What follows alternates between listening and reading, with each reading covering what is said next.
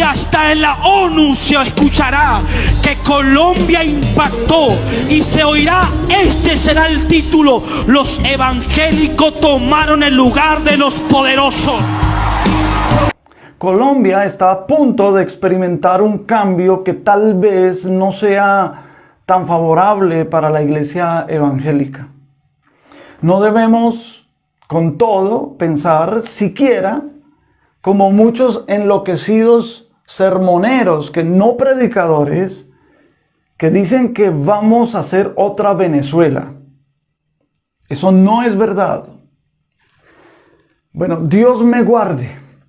No soy ni de derecha, ni de izquierda, ni de centro. Yo soy de Cristo. Y Cristo es justicia. Porque la cruz de Cristo no está ladeada, es muy bien balanceada. Pero es que esa declaración que nosotros vamos a hacer como Venezuela, le falta mucho para ser verdad. Nada más por principios espirituales. Es que no vamos a pretender ser expertos en análisis de política, ni mucho menos. Yo simplemente soy un humilde predicador del Evangelio. Venezuela está como está porque es un país idólatra que practica una idolatría no como la idolatría en Colombia. La idolatría en Venezuela se sume en la hechicería, en la brujería, a los demonios locales que durante siglos ellos han invocado en ese territorio. Al indio Guataipuro, al negro Felipe, a María Leonza, esfinges de los cuales Chávez puso en los billetes de los llamados bolívares fuertes y consagró de esa manera la economía de su país a los demonios, honrando a esos demonios. Y no contento con eso, importó a Venezuela todos los vejámenes de ese mundo de tinieblas que hay en la santería cubana. Venezuela está como está porque lo que se practicó durante muchos años allí hizo una demanda en el ámbito espiritual para que la ira de Dios se revelara y se manifestara en esa nación. ¿Cuándo saldrá Venezuela de eso? Bueno, hay que preguntarle lo mismo a Israel, por ejemplo, que cuando quiso y amó la idolatría, Dios la envió a una de las cunas de ella, a Babilonia. Y fue como si Dios le dijera a Israel a través de los profetas, bueno, parafraseando, ¿no? Bueno, Israel, entonces, ¿tú quieres la idolatría? Pues vayan y atéstense de ella hasta que ya no quieran más, hasta que se vuelvan a mí. Y lo mismo le dice Dios a Venezuela, y por ahí derecho le dice también a Colombia. Porque este país es un país igualmente idólatra. Lo que pasa es que la idolatría de aquí es de otro tipo. Aquí no solo se idolatra a la Virgen de Chiquinquirá, al Sagrado Corazón de Jesús, al Divino Niño, al Señor Caído de Monserrate, sino que la mayor idolatría, escuche bien, la mayor idolatría de este país es la corrupción. El que tenga oído para oír que oiga. Y yo apunto sobre todo a la iglesia evangélica en Colombia, porque la iglesia le ha costado salir de su propia corrupción. Y digo que la corrupción es un Dios moderno, porque la corrupción es un hecho histórico, pero en la historia no se había divinizado como se está divinizando ahora. Y la corrupción es un hecho sobre todo moral. Y lo moral tiene que ver con la esencia espiritual de las criaturas. Vea a los ángeles, por ejemplo, seres netamente espirituales que van a recibir juicio. Eso lo dice 1 Corintios capítulo 6, verso 3. Los seres humanos igual vamos a recibir juicio, Eclesiastés 12, 14, Romanos 2, 16, Apocalipsis 20, 11 en adelante, para citar solamente unos de cuantos ejemplos. En cambio, a los animales, que también son seres vivos, no se les va a dar juicio como sí a los ángeles y a los seres humanos. ¿Por qué? Porque el juicio es para quienes tienen forma de vida espiritual y el ser humano es espiritual en su esencia y la moral tiene un estrecho vínculo con lo espiritual. Entonces, la iglesia evangélica en Colombia está tan corrupta que no ha influenciado en nada a esta sociedad, ni en lo económico, ni mucho menos en lo político. Lo más grave, pues que no influye ni siquiera en lo espiritual, porque se ha vuelto un organismo comercial, un organismo empresarial, un negocio, una mercadería de lo espiritual, comerciantes de la fe, que es distinto a la economía de la gracia, que es un misterio de Dios. A Colombia le va a tocar probar al menos un fuetazo de parte de Dios para ver si reaccionamos, porque el apóstol Pedro dice que el juicio comienza por casa. Eso dice primera de Pedro 4:17. Es tiempo que el juicio empiece por la casa de Dios. Y si primero comienza por nosotros, dice Pedro, ¿cuál será el fin de aquellos que no obedecen al evangelio? Pero no pocos evangélicos que van todos los domingos a escuchar sermones de prosperidad a las congregaciones, donde ellos se reúnen por miles. Al evangélico colombiano, el evangélico colombiano promedio, no todos, les encanta asistir a esas mega iglesias porque les da la sensación de estar en lo más popular del medio. El cristiano se corrompe hasta en eso, en que como no le gusta estudiar la Biblia, entonces cree a pies juntillas todo lo que se enseña desde los púlpitos, aunque se trate de despropósitos doctrinales.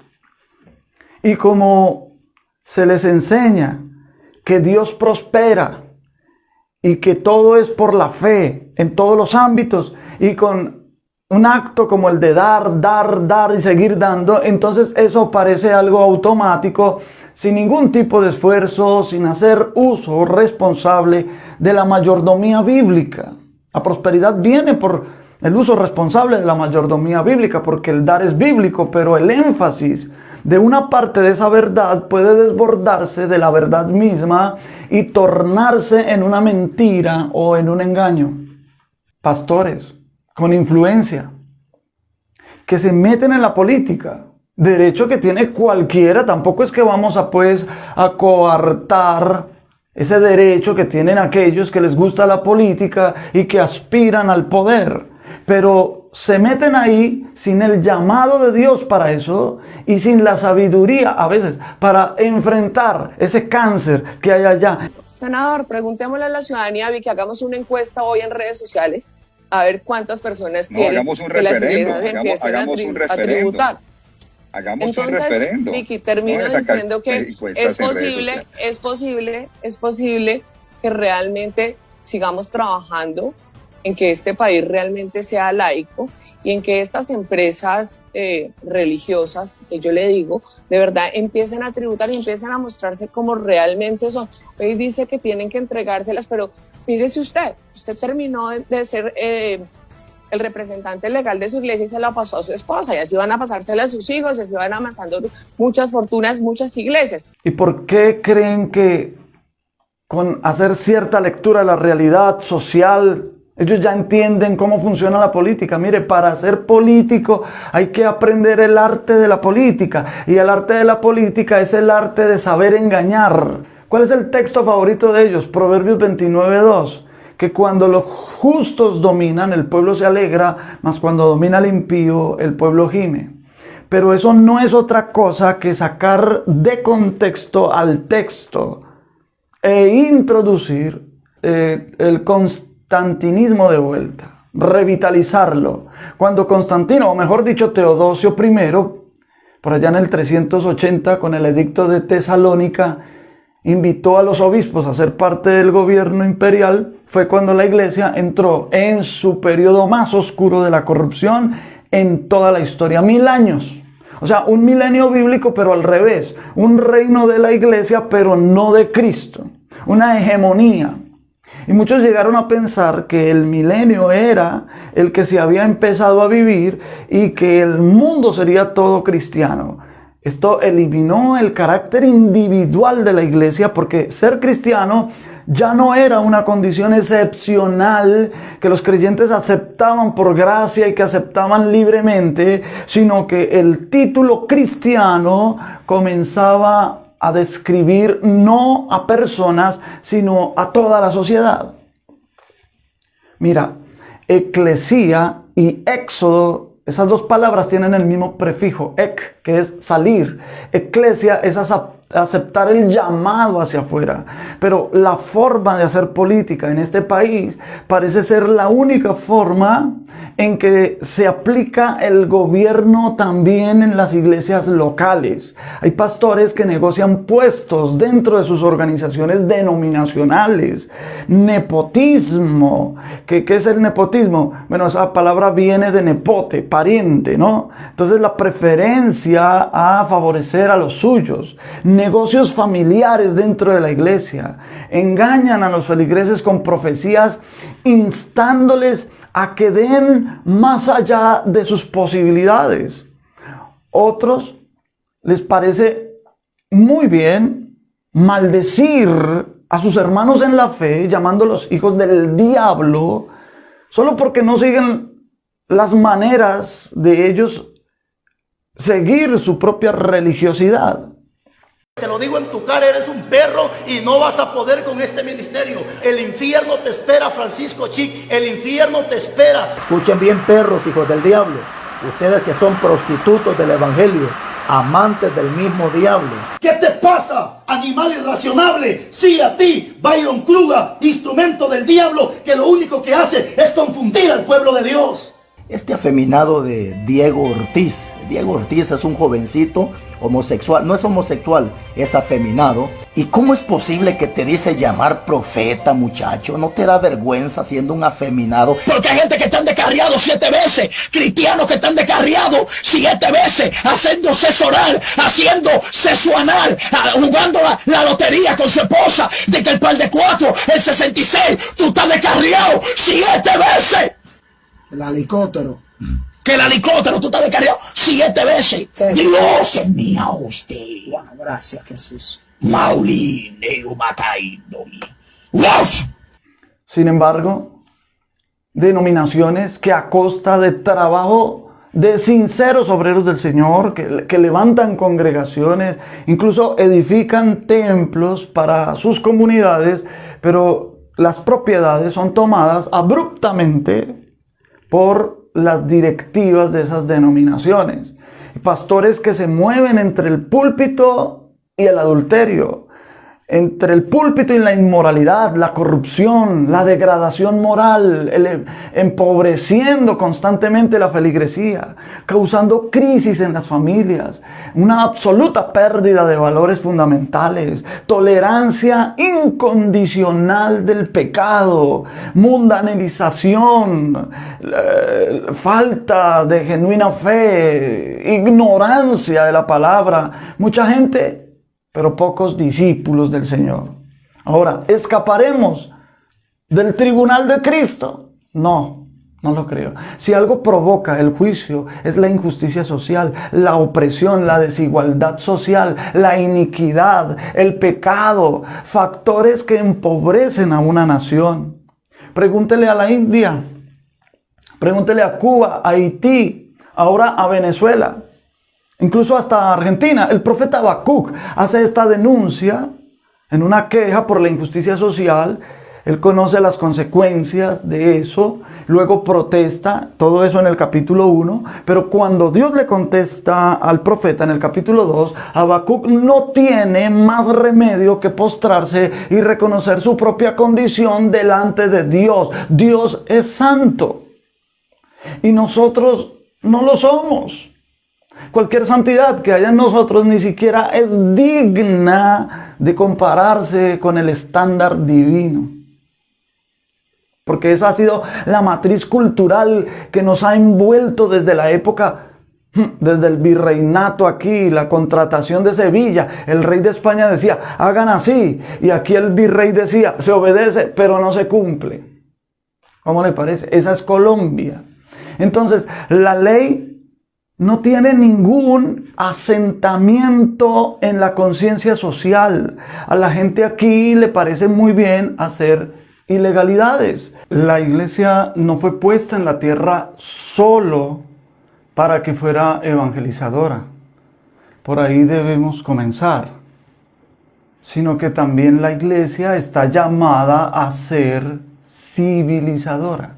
Dios va a derramar de su espíritu en Colombia, yo lo creo, para rescatar a miles, y por qué no, a millones para Cristo.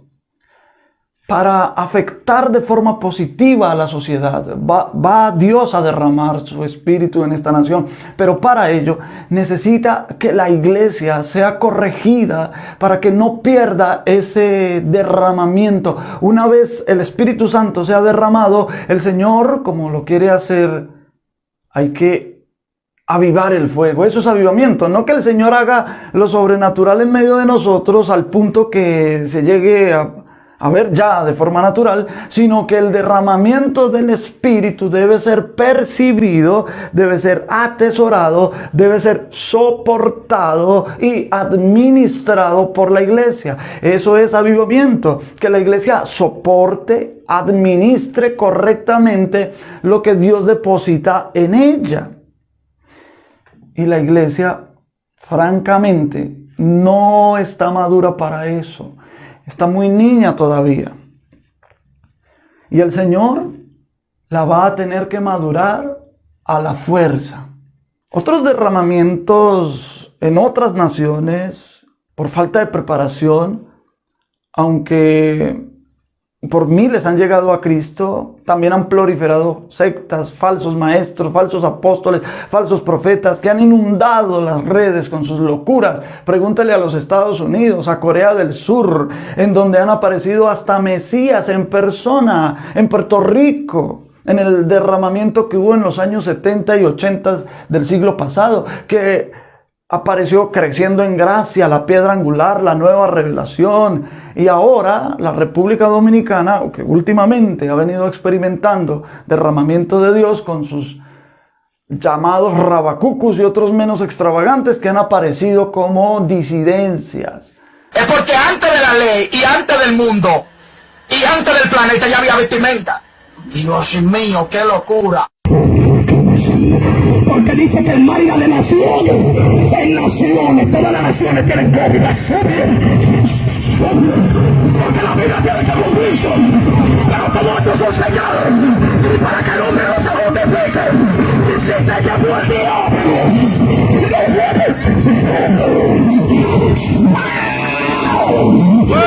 te llamó el diablo, no fue por ti.